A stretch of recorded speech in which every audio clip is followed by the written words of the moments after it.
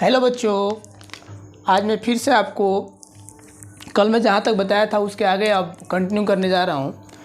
तो मैं पार्टिकल्स के बारे में आपको बता रहा था और पार्टिकल्स से रिलेटेड एक मैं आपको एक्सपेरिमेंट भी बताया था जो रॉबर्ट ब्राउन ने बताया था 1823 में। तो उन ऑब्जर्वेशन के बेस पे पार्टिकल्स के 4 खासियतों को मैं जो कि कल मैं शायद आपको बताया भी था उससे आगे मैं आपको बताने जा रहा हूँ। तो पार्टिकल्स की 4 प्रॉपर्टीज़ हैं, कैरेक्टरिस्टिक्स हैं जिनको मैं एक बार फिर से लिखा हूँ। पहली खासियत है कि particles of matter are very very small, बहुत छोटे छोटे होते हैं पार्टिकल्स। मैटर के जो पार्टिकल्स का जो साइज बहुत छोटा है, इसको मैं एक्सपेरिमेंट से भी शो करूँगा, एक्टिविटी शो करूँगा। साइंस में और बेसिकली केमिस्ट्री में तो एक्टिविटी हर स्टेप पे होना चाहिए जिससे चीज़ें क्लियर होती चली जाती हैं। सेकेंड करेक्टरिस्टिक्स है कि particles of matter have spaces between them.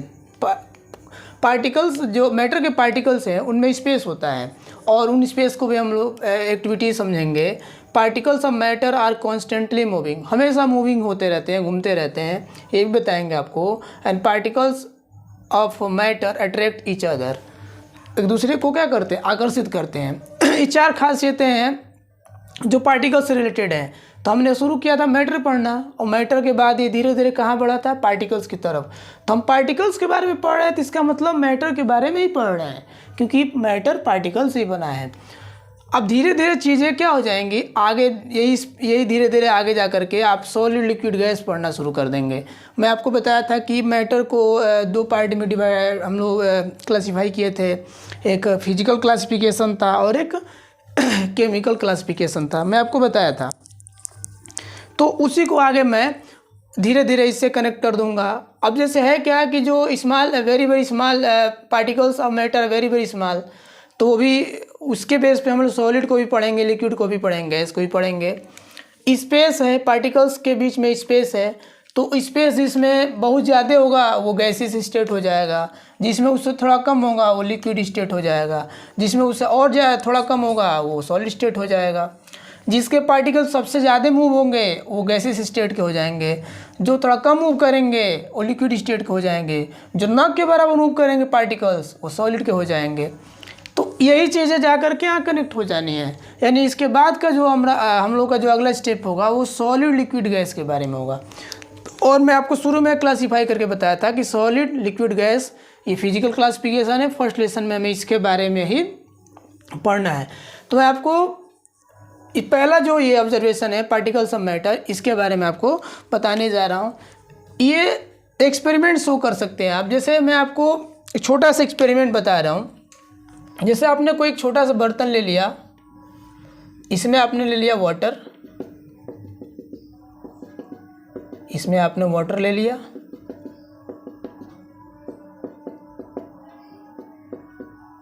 और इस वाटर में आपने KMnO4 पोटेशियम पर मैग्नेट, पोटेशियम पर मैग्नेट के क्रिस्टल को क्या कर दिया, मिला दिया। अब ये पूरा कलरफुल हो जाएगा, ये पूरी तरह से क्या हो जाएगा, कलरफुल, डार्क कलर होगा इसका, गाढ़ा रंग कहेंगे, डार्क कलर होगा। अब क्या कर रहे हैं आप कि थोड़ा सा और इसमें पानी मिला दे रहे हैं, थोड़ा सा और पानी मिलाएंगे तो वाटर लेवल बढ़ के हाथ तक आएगा थोड़ा सा। यानी अगला जो मैं बर्तन बना रहा हूँ उसमें वाटर लेवल थोड़ा ऊपर कर दे रहा हूँ, यहाँ तक कर दे रहा हूँ।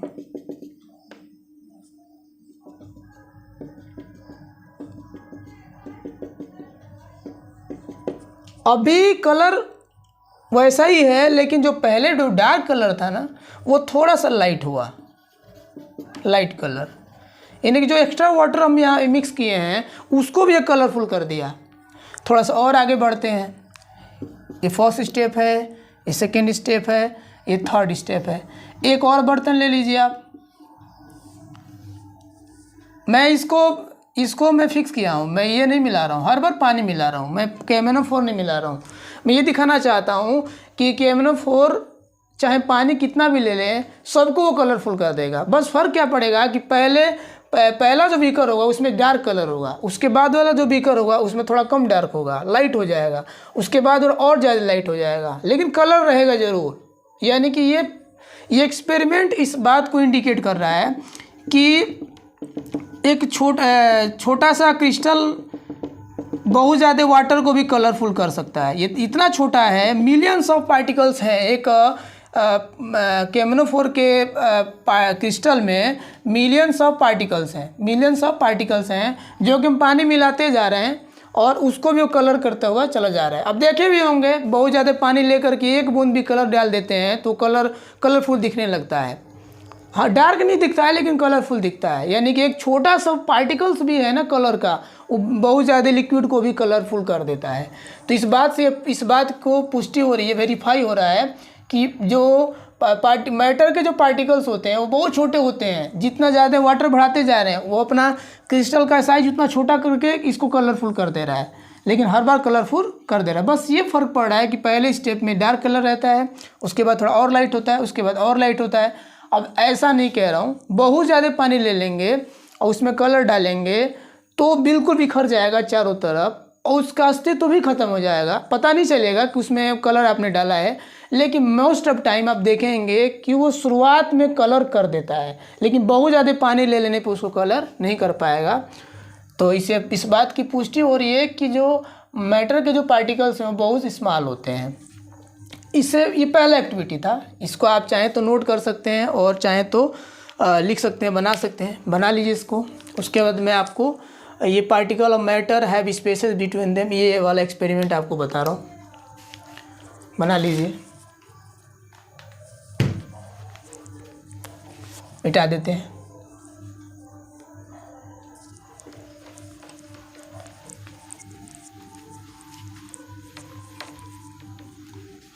एक्टिविटी करेंगे तो चीज़ें और क्लियर होती चली जाती हैं। अब कभी भी आपसे पूछा जाए कि particles of matter very very small होते हैं तो आप इसको प्रूव करके दिखा सकते हैं इस एक्सपेरिमेंट से कि आपने 3 बर्तन ले लिया, तीनों में पानी ले लिया, चाहे एक में पानी लिया पहले, उसमें कलर मिलाया, फिर आप कलर को केमनोफोर को वही रखते हैं, फिर से और पानी मिलाते हैं, वो भी कलरफुल हो जाता है, फिर और पानी मिलाते हैं, फिर वो भी कलरफुल हो जाता है। यानी पानी मिलाते जाते हैं और कलरफुल होता जाता है और हम उसको कांस्टेंट ही रखते हैं, उसके अमाउंट को कांस्टेंट ही रखते हैं। तो इससे ये बात वेरीफाई होता है कि जो पार्टिकल्स ऑफ मैटर होते हैं बहुत छोटे छोटे होते हैं। जितना ज़्यादा वाटर बढ़ाते जा रहा है उसका साइज और छोटा होता जा रहा है और कलरफुल कर दे रहा है। चलिए अगला एक्सपेरिमेंट है जो कि आप डेली लाइफ में करते भी हैं। अगला एक्सपेरिमेंट है, इससे रिलेटेड है कि उनके बीच में स्पेस होता है, पार्टिकल्स के बीच में। मेरे कहने का मतलब हुआ कि ये एक पार्टिकल है और इनके बीच में स्पेस है, ये पार्टिकल स्पेस है, ये पार्टिकल स्पेस है। यानी एवरी 2 पार्टिकल के बीच में क्या स्पेस होता है। और इस बात को वेरीफाई कैसे करेंगे, आपने क्या किया कि एक बर्तन में पानी ले लिया, एक बर्तन में आपने पानी ले लिया, यहाँ तक आपने वाटर से फिल्ड कर दिया इसको।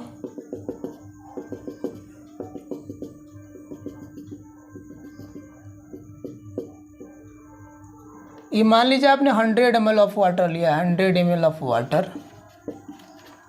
उसके बाद आपने क्या किया कि इसमें 50 ग्राम ऑफ शुगर मिक्स कर दिया। ठीक है, पहला स्टेप हो गया। एक और ऐसा ही बर्तन लेता हूँ, वाटर लेवल को मार्क कर लीजिएगा। मान लेते हैं कि यहाँ तक ये वाटर लेवल है, इतना ही वाटर लेवल अभी ले रहे हैं, अभी हम वाटर उतना ही ले रहे हैं, मतलब वाटर लेवल उतना ही है तो वाटर उतना ही, इसका मतलब 100 ml ऑफ वाटर ही ले रहे हैं।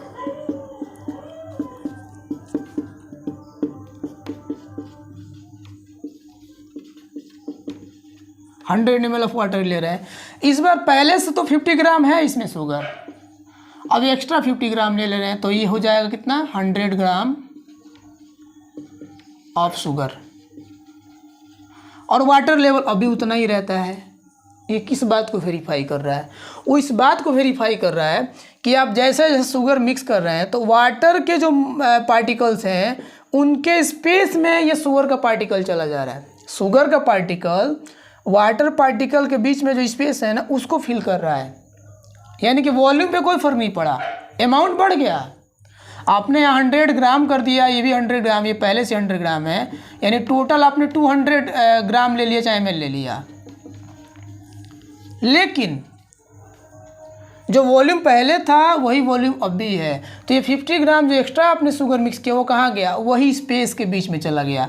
एक पार्टिकल से दूसरे पार्टिकल के बीच का जो स्पेस है ना, वाटर पार्टिकल के बीच का जो स्पेस है, उसी स्पेस में जा कर के शुगर के पार्टिकल रुके, और वहीं से, और जैसे जैसे बढ़ता जाएगा, फिल होता जाएगा ये स्पेस, इसका ये कॉन्सेंट्रेट होगा। हाँ, ये कहेंगे कॉन्सेंट्रेट होगा, ये डाइल्यूट है। अगर इसका इससे कंपेयर करें इस सॉल्यूशन का, तो ये डाइल्यूट है। शुगर का अमाउंट बढ़ गया तो ये कॉन्सेंट्रेट हो गया। लेकिन हम ये नहीं कह सकते हैं कि इसका वॉल्यूम ज़्यादा है और इसका कम है, वॉल्यूम दोनों का सेम है। तो ये शुगर कहाँ जा रहा है, यह शुगर वाटर पार्टिकल के बीच में जो स्पेस है उसी में जाके भर जा रहा है। भाई इसमें भरेगा तो इससे क्या फ़र्क पड़ा, ये तो पहले से स्पेस है, ये वाला स्पेस तो पहले से, ये वाला स्पेस पहले से, ये वाला स्पेस पहले से, इसी में जाकर शुगर पार्टिकल फंस जा रहे हैं। तो ओवरऑल स्पेस तो ये शुगर पार्टिकल कवर कर रहे हैं, लेकिन वॉल्यूम तो हमेशा वही रहना है, यानी कि वॉल्यूम पे कोई फ़र्क नहीं पड़ता है। और इस बात की पुष्टि होती है कि जो मैटर के जो पार्टिकल्स होते हैं, अब यहाँ पे मैटर में क्या लिया हूँ, किसके पार्टिकल की बात कर रहा हूँ, पार्टिकल्स ऑफ वाटर। किसके पार्टिकल की बात कर रहा हूँ, पार्टिकल्स ऑफ मैटर, यानी पार्टिकल्स ऑफ वाटर। और वाटर क्या है, मैटर ही तो है। वाटर कौन सा मैटर कौन से क्लासिफिकेशन का, कंपाउंड है। मैं आपको बताया था कि मैटर के 2 पार्ट में डिवाइड किया था, उसमें एलिमेंट और कंपाउंड में डिवाइड किया था। तो वाटर इज ऑल्सो मैटर, और उसी के पार्टिकल की बात हो रही है। और इस पार्टिकल में स्पेस है, उसी स्पेस में शुगर के पार्टिकल जाके फंस जा रहे हैं, जिससे इसके वॉल्यूम पे कोई फ़र्क नहीं पड़ रहा है। तो इस बात की पुष्टि होती है कि वाटर पार्टिकल के बीच में स्पेस होता है, और सिर्फ वाटर के पार्टिकल के बीच में स्पेस नहीं होता है, सॉलिड पार्टिकल के बीच में होता है, लिक्विड पार्टिकल के बीच में भी होता है, और गैस पार्टिकल के बीच में होता है। गैस में सबसे ज़्यादा होता है स्पेस, लिक्विड में उससे थोड़ा कम होता है, और सॉलिड उससे भी कम होता है। यानी कि जो अगला स्टेप हम पढ़ने जा रहे हैं, इन दोनों को ख़त्म करने के बाद, 2 तो बता दिया हूँ, ये 2 ख़त्म कर लूँगा, उसके बाद आपको फाइनली इसके बाद वाला जो स्टेप है वो सॉलिड लिक्विड गैस ही है। इसका मतलब हम लोग सॉलिड लिक्विड गैस के बारे में ही पढ़ने जा रहे हैं। तो मैं जो भी चीज़ें आगे बताऊँगा तो पीछे की चीज़ें उससे जा कर के कनेक्ट हो जाएंगी। ऐसा नहीं है कि आप आगे पढ़ेंगे तो पीछे की चीज़ें कनेक्ट नहीं होती हैं। आगे को पढ़ने के लिए ही पीछे सब चीज़ें पढ़ते जाते हैं, कनेक्ट करते जाते हैं। जैसे जैसे आगे बढ़ते जाएंगे ये सब आगे आपको देखने को मिलेगा। तो बाकी दो और एक्सपेरिमेंट हैं, इनको मैं कल बता दूंगा, और कल ही मैं कोशिश करूंगा कि कुछ और पार्टिकल्स के बारे में ज़्यादा एक्सप्लेन कर दूं कि आप चीज़ें समझ पाएँ। और कल ही आपको मैं सॉलिड लिक्विड गैस के बारे में पढ़ाना शुरू कर दूंगा। मैं शुरू में ही बताया था कि फर्स्ट लेसन में आप फिजिकल क्लासिफिकेशन के बारे में पढ़ेंगे, तो इसको देख लीजिए। बाकी 2 है मैं कल बताऊंगा, इसको चाहें तो नोट कर सकते हैं, समझ सकते हैं, और इसको नोट्स बना लीजिएगा। रहने देते हैं, धन्यवाद।